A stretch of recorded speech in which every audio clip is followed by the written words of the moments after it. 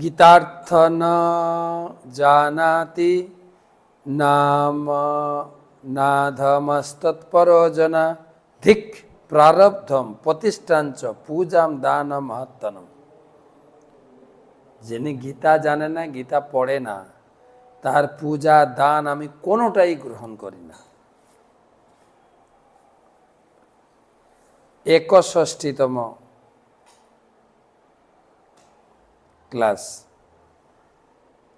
ঈশ্বর সর্বভূতানাং হৃদ্দেশে অর্জুন তিষ্ঠতি ভ্রাময়ন সর্বভূতানি যন্ত্ররূঢ়ানি মায়য়া। ঈশ্বর সর্বভূতানাং হৃদ্দেশে অর্জুন তিষ্ঠতি ভ্রাময়ন সর্বভূতানি যন্ত্ররূঢ়ানি মায়য়া। হে অর্জুন, পরমেশ্বর ভগবান সমস্ত জীবের হৃদয়ে অবস্থান করেন এবং তিনি তাদের দেহযন্ত্র রূপে আরোহণ করিয়ে মায়ার দ্বারা ভ্রমণ করান। ভগবান অর্জুনকে এতক্ষণ বলে এসেছিলেন, ক্ষত্রিয় হিসাবে তোমার কর্তব্য ভুলে না গিয়ে তুমি যুদ্ধ করো।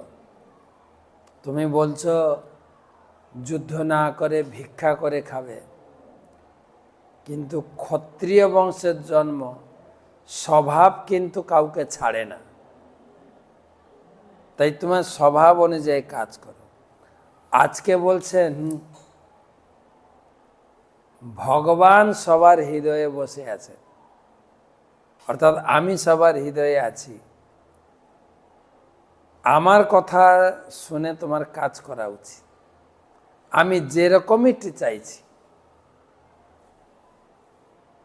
কেননা ভগবান সবার রিমোট কন্ট্রোলার। যাকে যেরকম করে চালাবেন সেরকম চলবে। মিছে মায়াবদ্ধ জীব আশা পাশে ফিরে, ভক্তিবিনোদ ঠাকুর বলছেন, তব ইচ্ছা বিনা কিছু করিতে না পারে, নিজ বল চেষ্টা প্রতি ভরসা ছাড়িয়া। তাই ভক্তিবিনোদ ঠাকুর বলছেন ভগবান সবার হৃদয়ে বসে তাকে পরিচালিত করছে, তা নিজের ইচ্ছা বল তো কোনো কাজ করবে না। তাই নিজ বল চেষ্টা প্রতি ভরসা ছাড়িয়া নির্ভর করিয়া আছি তোমার উপরিচা।